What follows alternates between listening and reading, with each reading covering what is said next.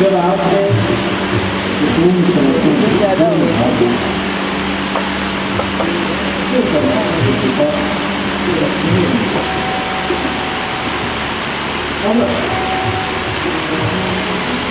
नारद देखो, नारद को पसंद,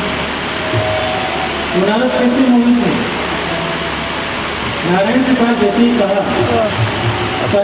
कह दिया, नारायण ने कहा चलो भाई नारद, आज तो ने बड़ा अच्छा काम किया,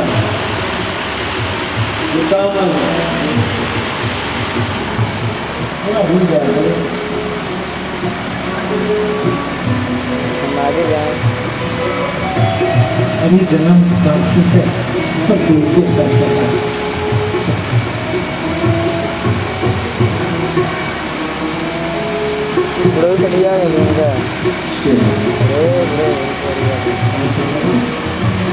तो नारद जी जैसे ही वहाँ से लौटते हैं, उन्होंने बहुत सुंदर स्थान देखा, स्वयंवर का स्थान,